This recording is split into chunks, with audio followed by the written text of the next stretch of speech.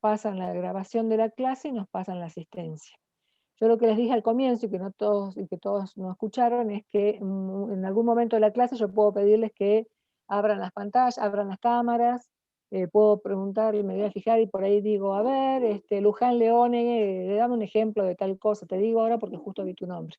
Este, mm, Así que estén atentos, traten de prestar atención, porque por ahí si yo le pregunto, por ejemplo, a Luján, como dije recién, y ella no me contesta, quiere decir que está ausente, entonces ese día va a figurar como ausente. Que dice de cuánto se aprueba para regularizar, con 4. em, las clases se graban, sí. Sobre el práctico, profe, el práctico se tiene que aprobar y si se desaprueba se tendría que recuperar, sí. Sí, o sea, en realidad la idea no es que lo desaprueben, sino es de ir trabajando y nosotros con la primera presentación le vamos a hacer las correcciones y le vamos a indicar qué es lo que deberían mejorar o cambiar o demás. Y después, después lo que sí no les comenté, les dije que vamos a seleccionar algunos trabajos prácticos, algunos trabajos de estos grupales para que sean expuestos al resto de los compañeros. Si no son muchos grupos y nos da el tiempo, van a tener que exponer todos su trabajito. Así que bueno, este año la idea es que trabajemos más, porque la verdad que el año pasado estuvo demasiado relajado y bueno, hay algunos alumnos que sí han participado, otros que no, pero yo necesito y que ustedes le den la misma importancia a esta asignatura, tanto como se le dan a impuestos, porque lamentablemente como coincidimos con el dictado, siempre dejan de lado esto porque están estudiando impuestos. Entonces, esta materia, ustedes se van a dar cuenta en algún momento cuando sean profesionales lo importante que es. O sea, no le damos importancia mientras estudiamos, pero les da una posibilidad, una salida laboral interesante, porque el contador no solamente liquida impuestos y sueldos, ni hace auditorías, sino que puede ayudar mucho en la gestión, a las empresas a trabajar o a la ayuda, a la toma de decisiones y demás. Entonces, tienen mucho material como para poder ver otras aristas de lo que es la actividad del contador público. Em, la asistencia es tanto para las clases prácticas como para las teóricas. Tienen que tener un 75% de asistencias. Si, cuando hacemos el control, siempre previo a los parciales, hacemos el control de las asistencias y el que no las tenga, que no respete ese porcentaje, no va a poder rendir.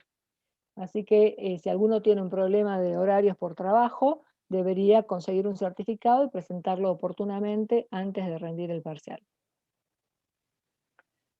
¿Alguna otra duda o inquietud? Profe, el material de estudio, como así Sí, también los videos de las clases, ¿van a ser subidas a la plataforma? sí. Sí, y bueno, por supuesto que el material de estudio no es completamente, únicamente lo que nosotros podamos ver en clase, o los Power, o lo que yo les pueda decir en clase. O sea, hay mucha bibliografía y hay muchos libros disponibles, entonces también está bueno que recurran a la bibliografía.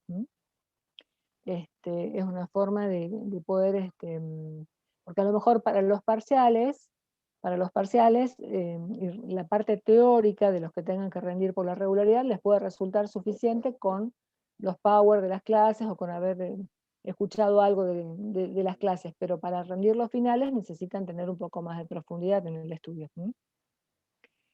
¿Qué dice? ¿Se sabe si todo el contenido? Mirá, lo que nosotros tenemos como información es que hasta el 30 de junio por lo menos va a ser virtual. Si eso ocurre, el último mes de clase nos quedaría presencial, porque nosotros vamos a terminar las clases de este cuatrimestre terminan el 30 de julio. Entonces, si fuera así, tendríamos virtual hasta junio y el último mes sería presencial. Los exámenes parciales teóricos de promoción son escritos u orales, también lo dije, pero lo reitero, va a depender de la cantidad de alumnos que haya para promoción. Las prácticas empiezan la semana que viene, el día martes 13, ¿no?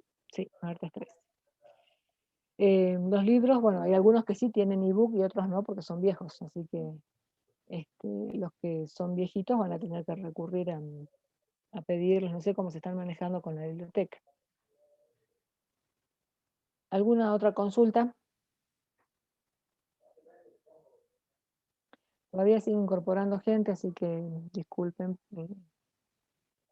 En lo sucesivo traten de ser puntuales con el inicio con el ingreso, porque miren, son las 20, a ver, 20:36 y todavía siguen ingresando, entonces eso cuando yo ya esté dando la clase me distrae o por ahí no comparto la pantalla y ya no veo quién está en sala de espera, entonces se van a quedar sin entrar. Así que por favor vamos a tener solamente 10 minutos de tolerancia. El que no ingresa hasta las 8:10, después probablemente se queda afuera porque si yo ya no veo quién está en la sala, no les voy a poder dar ingreso. Eso ténganlo también como una norma de respeto y consideración para aquellos alumnos que son puntuales y para mí que tengo que manejar la sala, dar la clase, compartirles la pantalla y demás. No, la clave de la plataforma todavía no la tenemos. Reitero, les dije al comienzo que habíamos tenido un problema con la plataforma, no estaba la clave, no estaba en condiciones hoy para que habilitemos la matriculación. Así que en cuanto la tengamos, les vamos a mandar, les mandaré, así como les mandé por el SIU o por el centro, la clave de acceso. ¿Alguna otra consulta? Profe, la semana que viene empezamos con la práctica. Sí, si Bien, Dios quiere, gracias. viene. Ahí, bueno, pero por eso ya les digo, en principio, como les decía, hay comisiones a las 16, de 16 a 18 y el martes creo que la otra es de 14 a 16, pero bueno, también les vamos a confirmar bien si es una o dos comisiones a esa hora para que vean en qué aula van a entrar. Acá me están preguntando, bueno, parece que ingresaron tarde, yo voy a tomarme otros minutos. Hoy por ser la primera clase me voy a tomar los minutos para repetir todo lo que dije, pero en lo sucesivo, ya son las 8:40, todavía no pude empezar, pero bueno. Quiero preguntarles, acá me vuelven a preguntar cómo vamos a evaluar. Para regular, voy a silenciar a todos. ¿Cómo vamos a evaluar? De vuelta, reitero.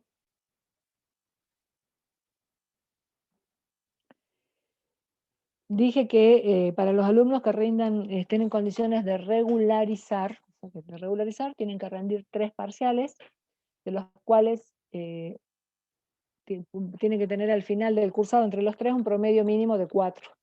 ¿Qué quiere decir? Que si en uno en el primero sacaron un 2 y después se sacaron un 6 y después se sacaron un 4, digamos, de ahí van a tener 12, dividido 3, 4, se que estarían regulares. No pueden tener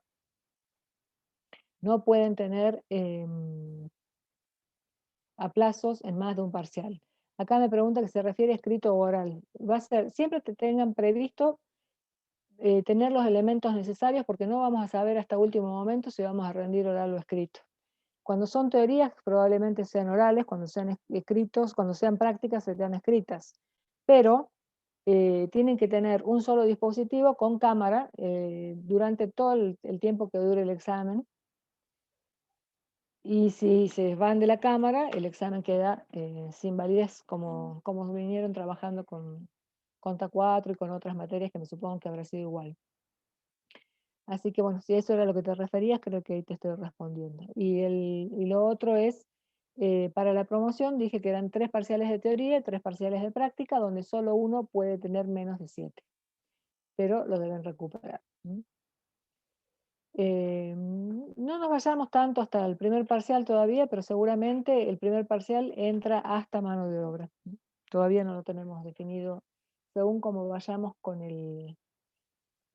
según nuestro cronograma, hasta esa fecha nosotros ya tenemos dado costos indirectos de fabricación, pero bueno, vamos a hacer el primer parcial seguramente hasta mano de obra.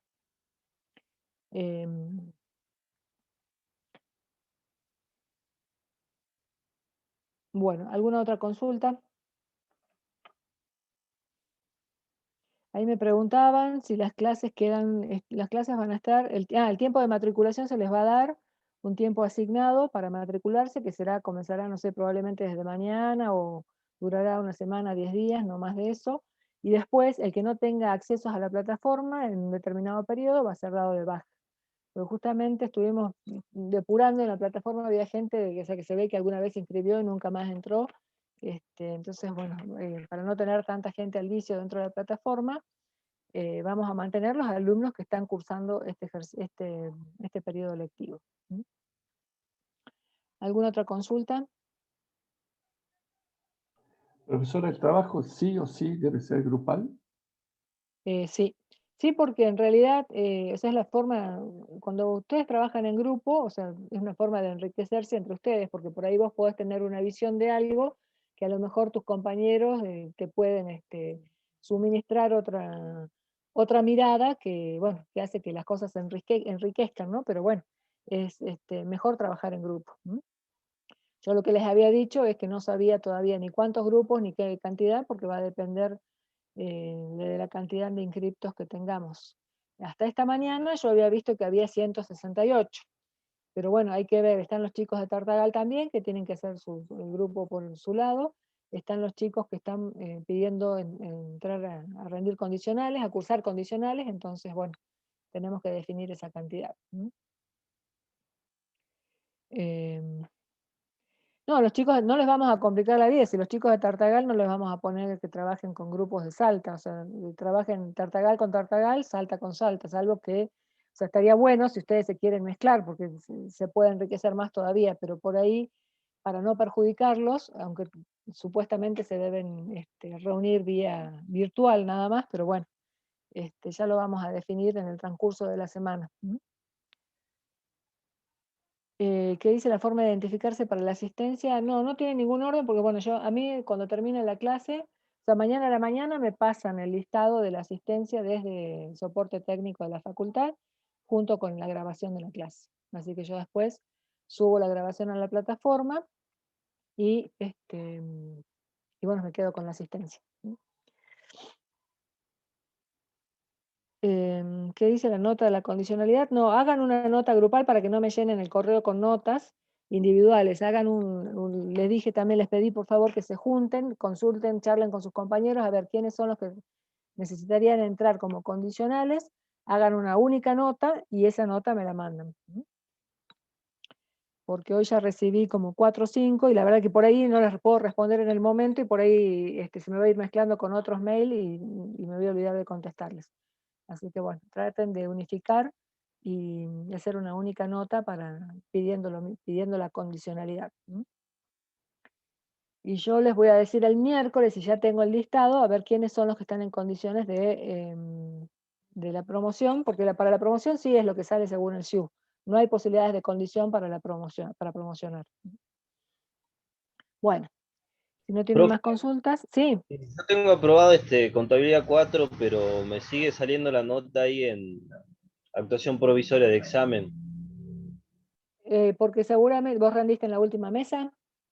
Sí, así es. Claro, ¿sabes qué pasa? Es que por ahí hay actas que todavía no se terminaron de firmar, por eso o sea, si bien está cerrada el acta, no está firmada, y al no estar firmada no te toma la condición en la correlativa. Pero en el transcurso de esta semana se va a solucionar porque ya todos tienen que pasar a firmar las actas y ahí ya va a quedar tu condición definitiva. Ah, buenísimo, gracias, profe. Sí, el problema que puedan tener ahora, los que hayan rendido con la última mesa, sí pueden llegar a tener este problema que les digo por el tema de la firma de las actas. Hasta tanto no tengan las 3 firmas por lo menos, no se puede dar por concluida. Entonces, los registra, los tiene como en el caso tuyo, Iván, que está como condicional o inscripción en curso, algo así le sale la leyenda. No, sí estoy, pero el tema es que Claro. yo quiero, y me figura todavía ahí, ¿vio? Claro, sí, sí. Eso quédense tranquilos que en el transcurso de esta semana, más tardar la otra, ya se va a solucionar. Lo que Gracias. sí yo les pido, chicos, en realidad, o sea, mi idea es no parar, no parar, no estoy sentada, porque eso tampoco, esa es otra de las cosas que nos cambió la, la virtualidad, es que tener que dar la clase sentada, a mí que me gusta estar parada siempre. Pero no quiero hablar solamente yo, entonces cuando ya estemos en tema, me gustaría que ustedes participen, que si tienen dudas me interrumpan, y que sea más que nada, no sea un monólogo, sino que podamos intercambiar algunas ideas, ¿sí? Porque acuérdense que lo que no lo que yo lo que digo no es palabra santa, o sea, puede alguno opinar distinto y si está bien argumentado, no va a haber problemas. Em, no, no, este chico me dijo,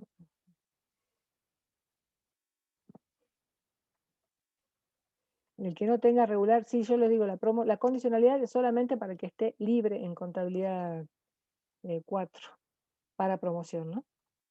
Sí, justo me está preguntando de vuelta para promoción, no. Listo. Bueno, ¿estamos? ¿Alguna otra duda? Bueno, entonces les voy a compartir pantalla.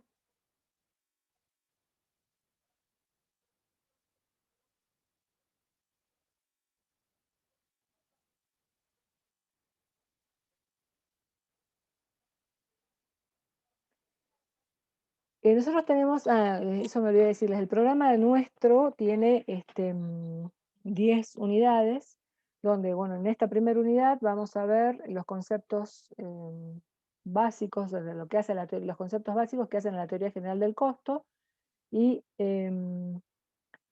ver que hay alguien en la sala de espera. Bueno.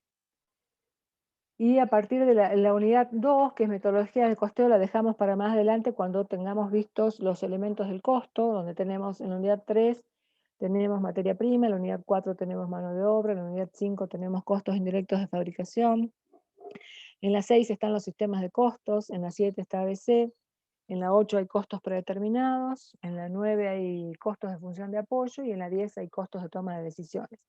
En realidad, la de costos de decisiones son temas muy, muy cortitos porque no nos da el tiempo para profundizar, pero sería bueno si pudiéramos armar después algún tipo de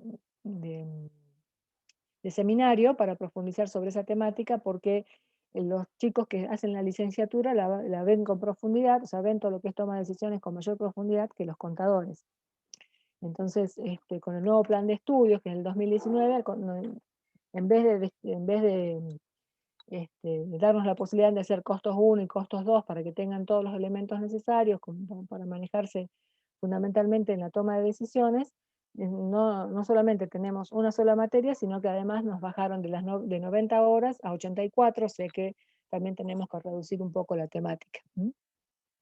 Bueno, dicho esto, comencemos entonces vamos a ver algunos conceptos hoy, vamos a terminar esta unidad la clase que viene. Profe, disculpe. Sí, ¿La filmina lo va a subir en la plataforma más sí, adelante? sí. Ok, Ya gracias. Sí, no se pongan a sacar fotos, ni a copiar, ni nada, porque eso va a estar en la plataforma. Antes de entrar concretamente a lo que es el tema de costos en sí, hagamos un breve repaso de algo que todos conocemos, y ustedes también habrán visto en economía, que es el tema del sistema económico. O sea, nosotros como seres humanos tenemos necesidades de satisfacer, tenemos que satisfacer ciertas necesidades donde algunas, bueno, serán bienes libres, de disponibilidad libre, y otras son de disponibilidad restringida, que hacen que tengamos que recurrir a un mercado para poder adquirirlos. Entonces, esta necesidad que nosotros tenemos que cubrir, ya sea de bienes o de servicios, la vamos a sentir satisfecha cuando recurramos al mercado y que podamos adquirir esos bienes o esos servicios que estamos necesitando. Para poder satisfacer esas necesidades es que se constituye este sistema económico, porque hay una interrelación entre quienes ofrecen al mercado y quienes demandan del mercado. Entonces hay un vínculo entre demanda y oferta que hace que los bienes puedan ser adquiridos y satisfagan las necesidades de cada uno de los usuarios que requiere recurrir al entorno económico, digamos, al medio económico para poder satisfacer esas necesidades. Esto, cuando nosotros hablamos de mercados, o sea, tenemos mercados que son de bienes y servicios intermedios, mercados de bienes y servicios finales de consumo, mercados de bienes de capital. ¿Qué quiere decir esto? Que muchas veces nosotros en los mercados, según las necesidades que tengamos, es que vamos a recurrir a buscar que no siempre es un producto final el que estamos buscando. Muchas veces puede ser un servicio, un producto o un servicio intermedio, y otras veces un bien de capital. O sea, yo necesito comprar una maquinaria para fabricar, no sé, plástico. Por ejemplo, tengo una fábrica de plásticos, de bolsas plásticas, y necesito comprar una maquinaria que me permita fabricar ese plástico. Entonces voy a recurrir al mercado para satisfacer mi necesidad, que es la de adquirir ese bien de capital. Muchas veces los bienes o servicios a los intermedios es lo que son necesarios para adquirir, para poder llegar a un objetivo final. Si yo, por ejemplo, recurro para buscar materia prima, o sea, no estoy buscando una parte de lo que voy a necesitar para poder llegar a terminar un producto que es mi objetivo de satisfacer esa necesidad. Esto no es nada nuevo, sino que es más o menos algo que ustedes habrán visto en economía, y que no es nada del otro mundo. Cuando nosotros hablamos del concepto económico de producción, ¿a qué nos estamos refiriendo? A las acciones que se ejecutan sobre determinados factores o elementos para obtener un resultado. Ese resultado son los objetivos. O sea, nosotros, a través de un proceso productivo, o sea, vamos a cambiar las condiciones que tiene cada uno de estos factores. ¿A qué llamamos factores? A todos los recursos necesarios para lograr un objetivo.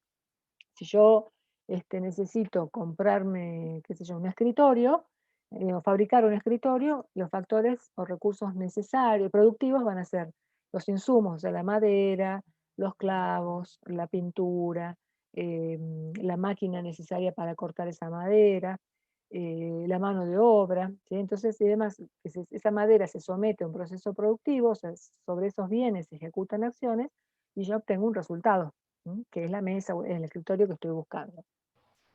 ¿Qué elementos son los que intervienen en ese proceso productivo? Bueno, los factores o recursos, donde acá cuando hablamos de factores o recursos, nos referimos, como les decía recién, no solamente a los materiales, sino a los recursos humanos, a los recursos de capital.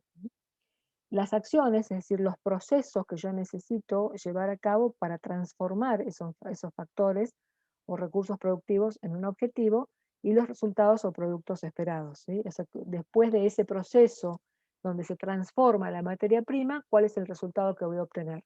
Lo que estoy buscando es, en el caso del ejemplo que les dije, era obtener un escritorio. Entonces, los factores que ingresaron a ese proceso ya no son tales porque la madera ya fue transformada, la mano de obra ayudó a esa transformación, y ahora obtuve el objetivo que estaba buscando, que era el escritorio, por ejemplo. El proceso productivo en sí del proceso productivo en sí es donde surge la idea del costo, porque nosotros a este gráfico que veíamos recién, donde decíamos los factores o recursos productivos, las acciones y los objetivos o resultados obtenidos, la vinculación que hay entre estos factores y estos objetivos se vinculan entre sí a través de lo que es el costo. Porque nosotros tenemos que determinar cómo vamos a hacer para saber cuál es el costo que va a tener este objetivo, o sea, el escritorio, para el caso del ejemplo. Yo voy a tener que saber qué materiales, o sea, qué elementos, qué factores introduje a ese proceso productivo. Introduje la madera, introduje los clavos, o los tornillos, o la pintura, la amortización de las maquinarias que uso para cortar, para lustrar, la mano de obra, el capital utilizado y demás. Entonces, esa vinculación, o sea, ¿cómo hago yo para que esto tenga un valor determinado? Lo voy a obtener a través del costo. Entonces, ¿cómo hago? Voy a tener que hacer un detalle de cuáles son todos estos recursos que yo necesito para obtener este objetivo en dos componentes, que son los componentes del costo, un componente físico y un componente monetario. ¿Qué me va a decir el componente físico? Es decir, ¿qué cantidad? Yo para hacer un escritorio, ¿qué cantidad de madera necesito? Tantos metros cúbicos, por ejemplo. Bueno, esa es la cantidad, el componente físico. ¿Cuántas horas de mano de obra? Necesito 2 horas de mano de obra porque tienen que cortar la madera, otro empleado, otro peón la ensambla, el otro la pinta, o sea, necesito 2 horas de un personal, media hora del otro, 3 horas del otro, o sea, son cantidades, componentes físicos. ¿Cuántas horas de uso de la maquinaria? La puedo medir, o sea que también eso voy a hacer. De todos esos recursos que yo necesito para llegar a mi objetivo, en el caso que les decía, escritorio, un detalle de esos componentes, indicando cuáles son las cantidades normales, o sea, cantidades necesarias. Entonces, por eso acá me dice, fíjense, cantidad necesaria del factor para la obtención del objetivo, de una relación de eficiencia.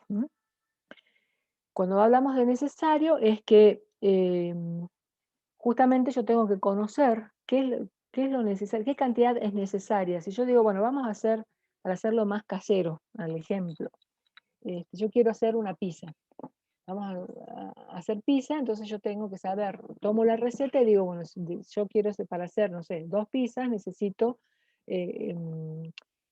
vamos a hacerlo fácil, compramos el paquete de harina que ya viene de la masa especial para pizza, donde hay una que es muy simple, que me dice agregarle agua solamente y ya obtenés la pizza, y hay otra que me pide que le agregue sal, que le agregue aceite, que le agregue agua. Entonces, bueno, entonces yo digo, bueno, para hacer esto, este objetivo, que es la pizza, voy a necesitar cuántos kilos de harina, cuántos gramos de levadura, si es que yo voy a amasar la pizza, cuántos gramos de sal, cuántos centímetros cúbicos de agua, cuánto de aceite. O sea, voy a hacer ese listado que me va a decir factores. Y factores necesarios. ¿Por qué? Porque si a mí me dice que para hacer una pizza necesito medio kilo de harina, por ejemplo, y yo utilicé 3/4 kilos, en realidad ese no es el factor necesario, ahí me excedí. Lo necesario era que yo utilice medio kilo, entonces me tengo que fijar bien y decir, bueno, ¿cuál es el componente necesario? Yo estoy haciendo, por ejemplo, en el caso de este, y volqué sin darme cuenta la taza de aceite que tenía que usar, y entonces tengo que usar otra taza para reponer, no puedo medir en mi costo 2 tazas de aceite, sino tengo que usar lo que sea necesario, ¿sí? Entonces es importante que tengamos esta idea de que el costo tiene estos dos componentes. El componente físico, yo tengo que ver qué es la cantidad necesaria, no lo que uso realmente. ¿Sí? ¿Qué necesito? Si yo uso realmente más o menos, puedo estar diciendo que fui eficiente o ineficiente, pero no tengo que castigar al costo con mis eficiencias o ineficiencias. Entonces voy a cargar al costo lo que sea realmente necesario. ¿Hasta ahí se entiende? ¿Vamos bien? Sí, profe. Sí, profe, se entiende. Sí, profe. Perfecto. Entonces yo ahí les decía, estoy hablando de componentes físicos, o sea, de cantidades, pero yo tengo que llegar a un costo. Entonces, ¿qué voy a hacer? A esas cantidades le voy a agregar su componente monetario, para lo cual tendré que ver cuál es el componente monetario de ese kilo de harina. ¿Cuánto cuesta el kilo de harina? Bueno, voy al súper y me dice, compro esa harina y el kilo está, no sé, 100 pesos. Entonces, ese es mi componente monetario. ¿Cuánto es el componente monetario de los 5 gramos de sal que tengo que poner? Bueno, si el paquete de sal que trae 250 gramos, no sé, vale 60 pesos, 5 gramos tendrán un costo de, y hago una regla de 3 simple para sacar el costo. ¿Cuánto necesito de gas? Bueno, voy a usar en el horno la pizza hasta que lo precaliento y hago que yo puedo estar 20 minutos. Bueno, ¿cuánto será el consumo de gas, tanto en componente físico como en componente monetario? O sea, cada uno de los elementos que yo vaya a utilizar para buscar mi objetivo final, sea la pizza, sea el escritorio, sea un servicio de remis, sea la actividad que sea, yo tengo que tener estos dos elementos, el componente físico y el componente monetario. El componente físico siempre va a ser la cantidad necesaria, es decir, cuánto es lo que realmente necesito, no lo que necesito, no lo que realmente necesito, sino lo que se necesita, no lo que realmente uso. Eso les quería decir la distinción. Porque si yo soy eficiente o ineficiente, eso va por otro lado y no va dentro del componente del costo. Entonces, el componente monetario me dice es el precio o el valor asignado necesario para la disponibilidad de una unidad del factor I. Eso que yo les decía, cada elemento voy a hacer un listado de los recursos, ¿sí? En cantidades, y al lado le voy a poner el componente monetario, de manera tal que cantidad por precio me va a dar el costo de ese factor. Cuando termine de sumar todos los factores que necesito para lograr este objetivo, voy a obtener el costo total. El costo total de producción. Fíjense que acá estamos dentro de lo que es proceso productivo, que es distinto del costo total del producto, porque el proceso productivo o el costo es el costo que yo voy a obtener por la transformación, ya sea de un bien o de un servicio. Después, una vez que yo tenga este costo de producción, de bien o del servicio, vendrán otros costos que son de no producción, que ya los vamos a ver más adelante, que también constituyen el costo total. Pero ahora lo que estamos viendo es cómo determino el costo de producir, de fabricar un bien o un servicio. Y reitero lo que les decía al comienzo, cuando hablemos de costos, no pensemos siempre en que la idea es fabricar algo, tiene que ser una industria. El costo puede ser apto para un servicio, para una actividad comercial, para una actividad profesional, cualquier. Ustedes digan, el día de mañana tienen su estudio contable, quieren sacar el costo por cliente, lo pueden hacer, y no están haciendo un proceso productivo de transformación de materia prima. Están prestando un servicio por el cual pueden querer determinar el costo y poder hacerlo. El tema es que tenemos que saber bien cómo lo vamos a hacer, porque si no tenemos en claro, podemos sacar cualquier costo. Y si estamos en una empresa donde tenemos que ayudar o brindar información para que alguien tome decisiones y nosotros no tenemos claro estos conceptos, la información que brindemos puede ser equivocada y estamos haciendo tomar decisiones equivocadas. Entonces, si bien no somos médicos que jugamos con la salud o que podemos poner en peligro la salud de una persona, estamos pudiendo perjudicarla poniendo en peligro su patrimonio si le hacemos tomar decisiones equivocadas. Entonces es importante que tengamos en cuenta que no podemos tomar las cosas a la ligera, sino que tenemos que tener en cuenta los conocimientos que tenemos que tener como para animarnos después a ayudar a tomar decisiones a un tercero.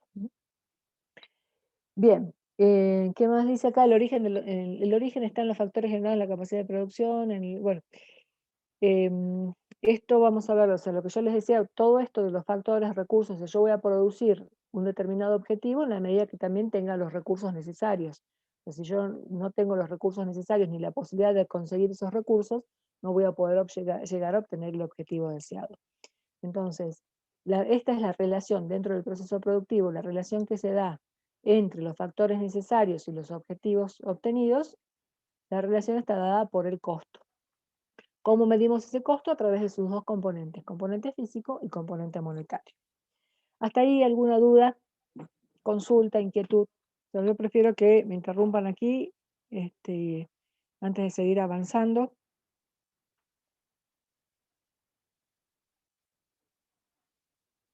¿No? ¿No hay dudas? No, profe. Perfecto. Bueno, el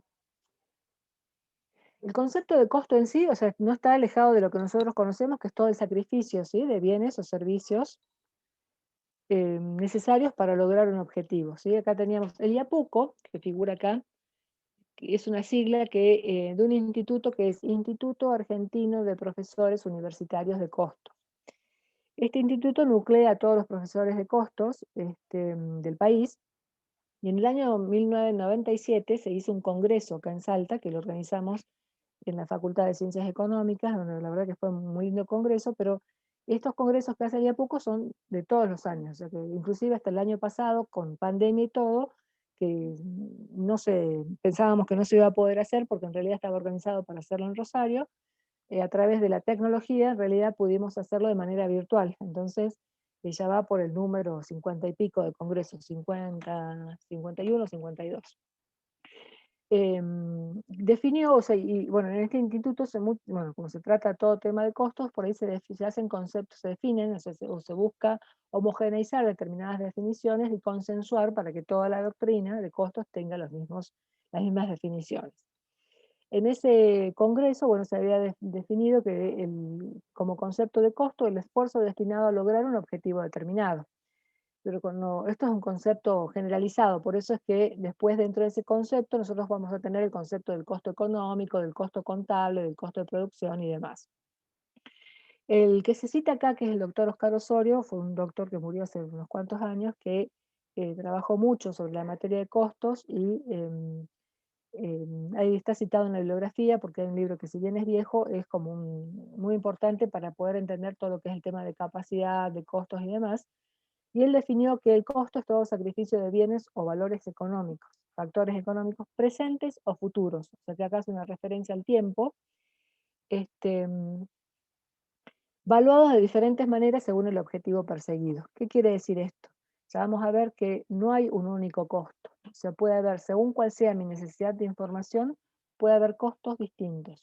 Entonces, por ejemplo, el gerente de la sucursal de un supermercado puede querer determinar el costo de la sucursal para un objetivo determinado. A lo mejor el gerente general puede querer determinar ese mismo costo para otro objetivo. Entonces, según cuál sea el objetivo, el costo puede cambiar. esta idea, de este conocimiento de que es un esfuerzo, un sacrificio necesario, ya lo tenemos arraigado, lo tenemos incorporado de lo que es la contabilidad, ¿no? Que siempre nos dice que es todo sacrificio necesario para obtener un bien o un servicio y ponerlo en condiciones de ser utilizado o vendido, ¿se acuerdan? Esa es la definición del costo. Nosotros no nos alejamos de esto, pero le incorporamos ese concepto de que tiene que haber vinculación entre esos factores y ese objeto que estamos buscando. ¿Qué se debe incluir en el costo? Bueno, esto tampoco es ajeno porque ya lo conocemos por la contabilidad. Lo que se debe incluir en el costo es el costo necesario, o sea, como costo como normal, lo que yo les decía recién. Si yo sé que para hacer una pizza necesito medio kilo de harina, porque eso es la cantidad necesaria, si usé 600 gramos o usé 400, yo tengo que incluir en mi costo el medio kilo. Los 100 gramos que usé de más fue una ineficiencia, los 100 gramos que usé de menos fue un ahorro, pero que no va a incluir en el costo, sino va a ir al estado de resultados. O sea, tenemos que dejar de lado, como nos dice la RT 17, de lado las ineficiencias, improductividades y ociosidades de todo proceso. Cuando hablamos de necesarios, dice, considera solo el sacrificio racional e ineludible de los factores productivos. O sea que este sacrificio tiene que estar reflejado en la información contable. O sea, nosotros tenemos que saber concretamente de cada uno de los elementos del costo, de cada uno de los factores necesarios para producir un bien o un servicio, cuál es la cantidad necesaria. Y todo aquello que no sea necesario queda fuera de este costo. Bien. Volviendo al concepto económico de costos, bueno, lo define, nosotros habíamos visto en la gráfica anterior, donde teníamos este mismo dibujo que tenemos acá, ahora le incorporamos la definición. Dice, es toda vinculación coherente entre un objetivo o resultado productivo. Ese es el costo, la vinculación entre los factores y los objetivos, pero es una vinculación de coherencia. Cuando hablamos de coherente y que sea necesario, acá tenemos que, voy a ser reiterativa en esto porque me interesa que les quede bien incorporado el concepto. Muchas veces nosotros podemos tener, a lo mejor decimos, bueno, hacemos un listado, digo yo, para hacer, quiero saber cuánto me cuesta un viaje, o cuál va a ser el costo de un viaje en remis, tengo un remis y quiero que hacer un viaje, me van a contratar para llevar a pasajeros a Jujuy, por ejemplo. Entonces yo tendré que ver, para evaluar cuál va a ser el costo de ese viaje, ver todos los recursos, todos los factores que son necesarios para que yo haga el viaje, aparte del combustible, el uso del consumo de los lubricantes, o sea, el aceite y demás, el desgaste de los neumáticos, puedo tener el seguro, o sea, tengo el seguro, tengo factores fijos y otros que son variables y demás, pero yo tengo todo ese listado. Tiene que haber una vinculación coherente y tiene que haber un concepto de necesidad, porque si yo digo, sí, pero yo para poder hacer ese viaje necesito almorzar, por ejemplo, en Güemes, porque por el horario voy a necesitar almorzar en Güemes o voy a almorzar cuando llegue a Jujuy. Está bien que yo como persona necesite satisfacer esa necesidad, pero no es necesario que yo coma para poder hacer el viaje. Entonces, lo que tenga que pagar por el almuerzo no es un factor necesario para que yo pueda hacer ese viaje. En todo caso, lo que tenga que pagar de ese almuerzo lo voy a sacar de la ganancia que me quede de ese viaje que estoy haciendo, pero no puedo incluir como factor de costos el almuerzo que voy a tener cuando llegue a destino, por ejemplo. Entonces, a eso se refiere cuando hablamos de una vinculación coherente entre el objetivo y el resultado productivo y los recursos necesarios para lograrlo. Yo puedo tener un montón de cuestiones, a lo mejor digo, yo todos los días compro el diario, pero el diario no es necesario que yo lo utilice para hacer mis servicios, o prestar mis servicios. Yo leo el diario por una necesidad personal o por un gusto personal, pero no es necesario que el costo de ese diario yo lo incluya en el costo de mis servicios. Acá lo que tenemos cuando hablamos de relación de consumo de factores y desarrollo de acciones, bueno, dice hay dos tipos de relaciones. Las relaciones causales, que son aquellas que surgen como consecuencia de, o sea, ¿sí? Yo voy a hacer, necesito este factor, necesito el combustible, porque si no, no puede circular el auto. Y hay otras que son de tipo funcional, es decir, yo, por ejemplo, puedo hacer rodar el auto sin tener el seguro, pero en realidad no debería hacerlo. Entonces, el seguro sería un ejemplo de una relación funcional y el combustible sería un ejemplo de una relación causal. ¿Está claro esto?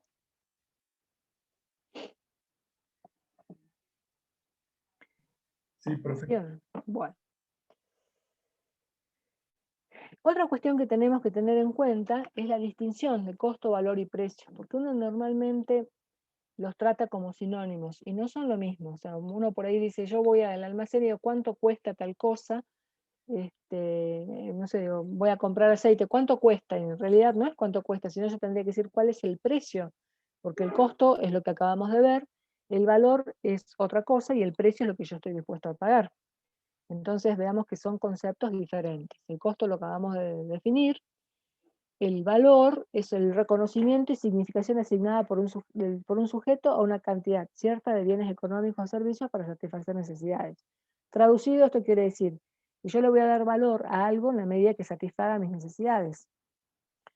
Si es algo que yo no necesito para satisfacer necesidades, va a tener poco valor. Entonces, el valor que nosotros le asignamos a un bien o a un servicio depende de cómo satisface nuestras necesidades. O sea, es algo muy subjetivo. No todos, ninguno de los aquí presentes le va a dar el mismo valor a una determinada cuestión que, por ejemplo, a lo mejor para mí puede ser muy importante y para ustedes no, o a la inversa. Entonces, el valor es un concepto subjetivo y que va a depender de cómo algo, un bien o un servicio satisfaga mis necesidades. Según eso, ¿le doy valor o no? ¿Mm? En cambio, el precio es el coeficiente que nosotros entregamos, la relación que hay entre lo que yo recibo y el dinero, la cantidad de dinero que entrego para obtener ese bien. Entonces, fíjense, si nosotros ahora nos ponemos a ver, muchas veces, imagínense ustedes yendo a comprar cualquier cosa, cualquier bien o cualquier servicio, van a comprarse un jean, o van al almacén, o van a, no sé, a tomar algo a una confitería, y entonces, en vez de preguntar cuánto vale o cuánto cuesta, tendrían que decir cuál es el precio de este jean, por ejemplo. ¿Mm? Porque el valor se lo van a dar ustedes según cómo se satisfagan sus necesidades. Y el costo es otra cosa, es decir, cuánto cuesta es el costo, y el costo es del que me lo vende, no es el mío. ¿Sí? ¿Está clara esa diferencia? Entonces, ahora pensemos cada vez que vamos a preguntar algo, en vez de preguntar cuánto cuesta o cuánto vale, en realidad yo tendría que decir qué precio tiene. Quiero comprar este jean, ¿qué precio tiene? O quiero comprar la entrada a un concierto, ¿cuál es el precio? Porque va a valer después para mí, si vale mucho, viene no sé, un artista que es muy importante, yo realmente tengo mucha necesidad o mucha ansiedad o ganas de ir a ver su espectáculo, bueno, voy a pagar un precio y el valor que tenga para mí esa entrada no va a ser el mismo que tenga para otra persona que a lo mejor ese artista no le interesa. ¿Mm?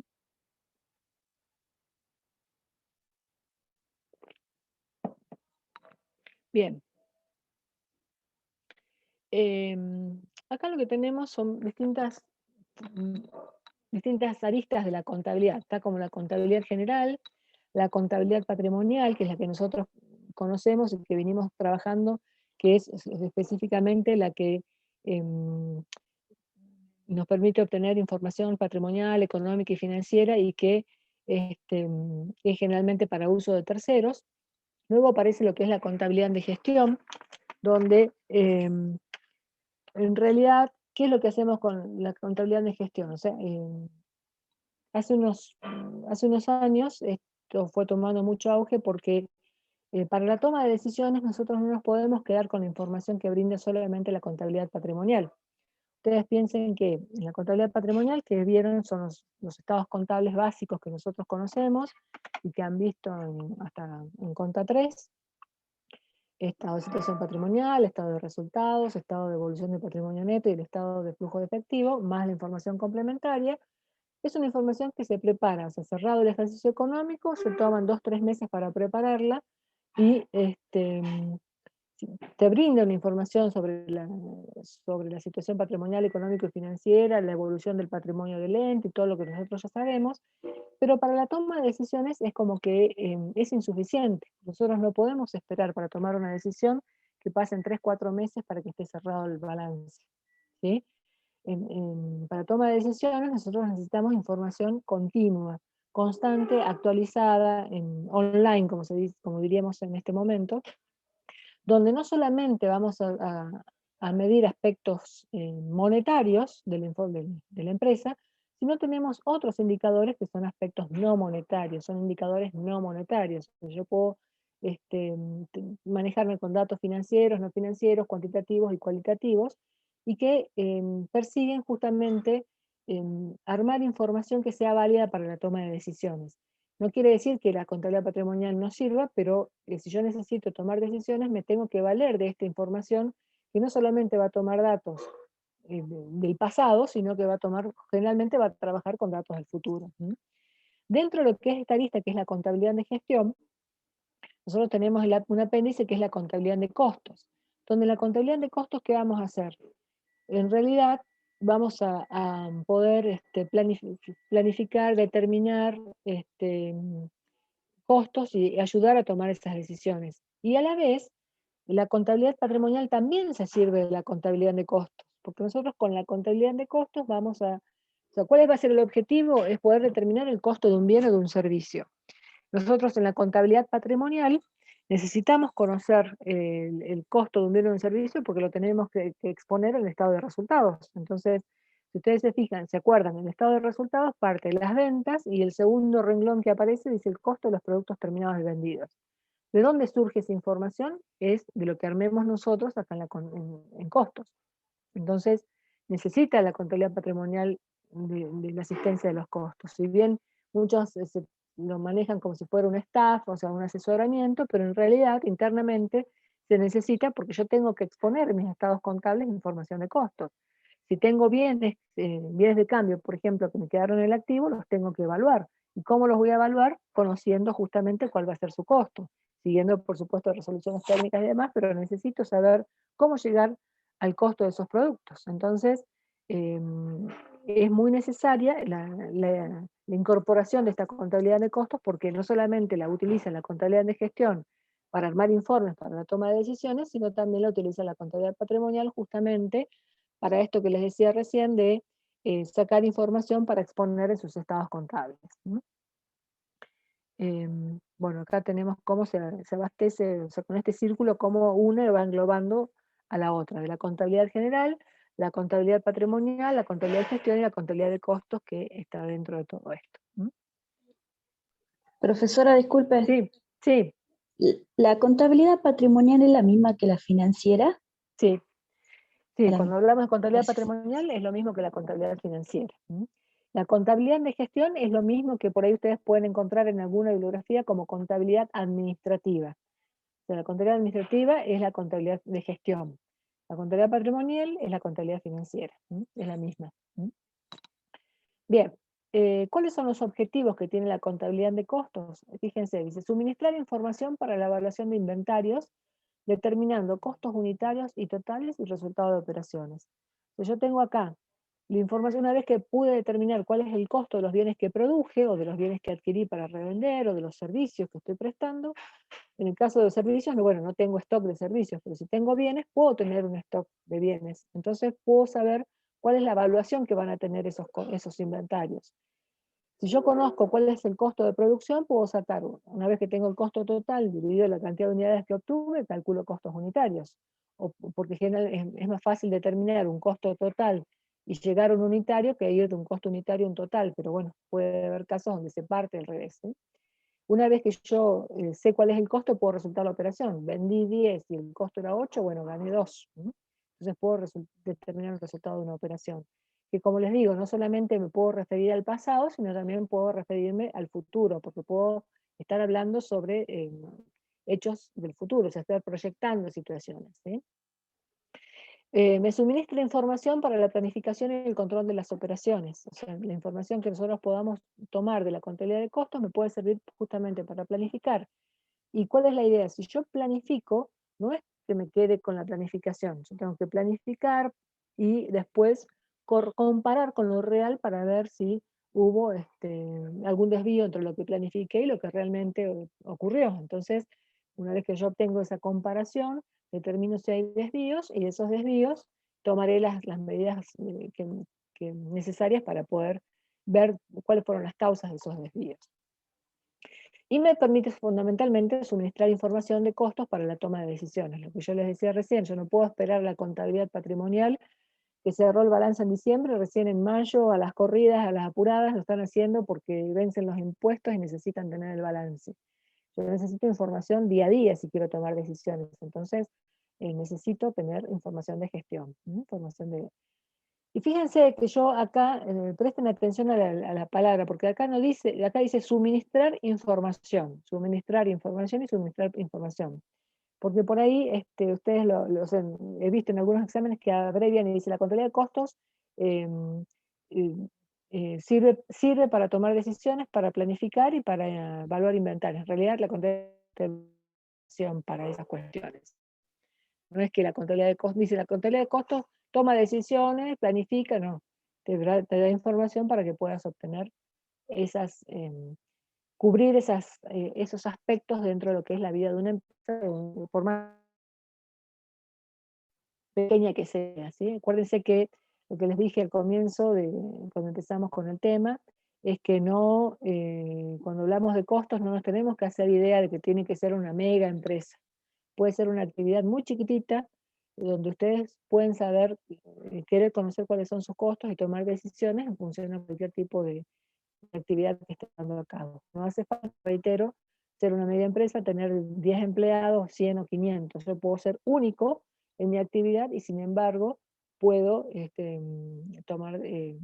determinar los costos de mi actividad para poder tomar alguna decisión. ¿Qué hora es? Un poquito más. Acá, fíjense, acá tenemos algunos aspectos que diferencian a lo que es la contabilidad de costos de la contabilidad patrimonial o financiera. ¿Cuál es el objetivo? O sea, el objetivo de la contabilidad de costos dice es determinar costos unitarios y totales, evaluar inventarios, planeamiento, control y toma de decisiones. La información para eso es el objetivo.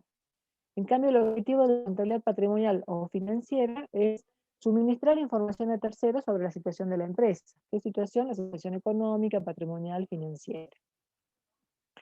¿Cuáles son los usuarios de la contabilidad de costos? Usuarios internos, o sea que todo lo que se utiliza o se obtiene con información, con contabilidad de costos, es para uso interno. Nosotros no vamos a exponer ni al banco, ni a los proveedores, ni al Estado, es la información interna de la contabilidad, de cómo llegamos al costo de nuestros productos.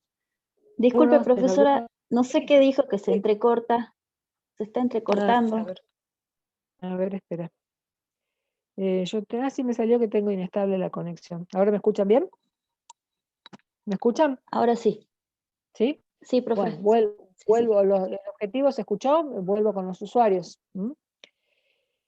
Usuarios de la información de la contabilidad patrimonial o financiera son los usuarios externos que nosotros conocemos, que son los estados contables, ya sea para el Estado para determinar los impuestos, los potenciales inversores y demás para ver si van a invertir en la empresa o no. Pero en la contabilidad de costos, los usuarios de esa información son los usuarios internos. ¿Por qué? Porque es el gerente o el dueño o los que toman decisiones los que necesitan conocer esa información. ¿Cómo llegamos al costo de nuestros productos? Es una información interna. Es cierto que hay algunas excepciones que por ahí, por ejemplo, si estamos con una inspección de AFIP, nos puede decir, bueno, que le presentemos los papeles, nosotros declaramos nuestro impuesto a las ganancias, que el costo era tanto, y bueno, que le presentemos el reporte o el sustento respaldatorio de ese costo, pero en realidad el normal, el usuario, es un usuario interno. ¿Cuál es el producto? O sea, ¿cuál es el objetivo, el resultado en la contabilidad de costos? Es un informe de gestión. Y en la contabilidad patrimonial son los estados contables que nosotros conocemos, los estados contables básicos. ¿Qué tipo de información utiliza la contabilidad de costos? Si bien se basa, o sea, usa información histórica, generalmente, yo les decía hace un ratito, se los mencioné, generalmente mira al futuro, porque es para la toma de decisiones, entonces trabaja con mucha información proyectada. Por supuesto que también utiliza información real, histórica, más que nada proyectada. No así la contabilidad patrimonial, que solamente elabora los estados contables considerando los hechos del pasado, ¿sí? Nosotros cerramos estados contables el 31 de diciembre, vamos a reflejar en esos estados lo que ocurrió durante el ejercicio en curso, durante el ejercicio pasado en realidad, ¿sí? ¿Cuál es la fuente? O sea, ¿de dónde saca la información? La contabilidad de costos de información contable y extracontable, que ya vamos a ver después, más adelante, cuál puede ser una información extracontable. La contabilidad patrimonial de la evaluación, o sea, tiene que estar respaldado por una documentación real. Si yo compro no sé, un rodado, necesito tener la factura y el título de propiedad para registrar. Si hago una venta, tengo que tener las facturas. Si emití un pago, tengo que tener la orden de pago, tengo que tener el cheque. O sea, la contabilidad patrimonial no registra nada al aire, ¿sí? Tiene que tener un sustento, un respaldo documental, que justamente después se va a reflejar en los registros contables que nosotros conocemos. En cambio, en contabilidad de costos, yo puedo armar un estado de costos sin tener ningún papel. O sea, yo puedo conocer, hace falta que yo tenga facturas y sea tan formal en mi información como en la contabilidad patrimonial. Puedo armar mi información sin tener esta documentación tan legal que requiere la contabilidad patrimonial. Los criterios de elaboración, bueno, nosotros cuando el respaldo de la contabilidad patrimonial o financiera son las normas contables, ¿sí? Las normas contables penales que conocemos. En cada contabilidad de costos, criterios de elaboración propios, bueno, muchos surgen de esto que yo hablaba hace un rato del Instituto Argentino, el IEPUCO, del Instituto Argentino de Profesores Universitarios de Costos, definamos determinados conceptos. Bueno, así como definimos costos, hay un montón de que se han definido, que ya en su momento les voy a ir suministrando. ¿Cómo es la periodicidad? Es decir, ¿cada cuánto hago informes? En la contabilidad patrimonial generalmente la información es anual. Hay ciertas excepciones según la actividad, por ejemplo, las entidades financieras o las compañías de seguros y demás pueden hacer informes trimestrales, o sea, estados contables trimestrales. Lo general es que hagan de manera anual. En cambio, en la contabilidad de costos, yo no puedo tener informes anuales, porque si yo estoy diciendo que me sirven para tomar decisiones, yo tengo que tener un reporte periódico más seguido. Entonces, según la envergadura de la empresa, según el tamaño, según la necesidad de información que tenga la empresa, yo puedo tener informes diarios, semanales, mensuales, quincenales, pero nunca voy a esperar un año para tener un dato de costos. Fíjense, ustedes imagínense una empresa como Coca-Cola, por ejemplo, si tuviera que esperar a que cierren los estados contables del 31 de diciembre del 2020, que no sé si ya los tendrán aprobados, esperar hasta a marzo, a hoy 5 de abril, para saber qué pasó el año pasado. Es imposible. Entonces necesitan información diaria. ¿Cuál es el rol de costos? Bueno, ¿para qué se utilizan los costos en la contabilidad patrimonial o financiera? Justamente para la evaluación de los inventarios, la determinación del costo de los productos terminados vendidos y para determinar resultados. En la contabilidad de costos, justamente para obtener el costo de cuál es el objetivo, el servicio o el bien final, y para la toma de decisiones, tanto en el corto como en el largo plazo. Perdón, que no me fui. Me fui de...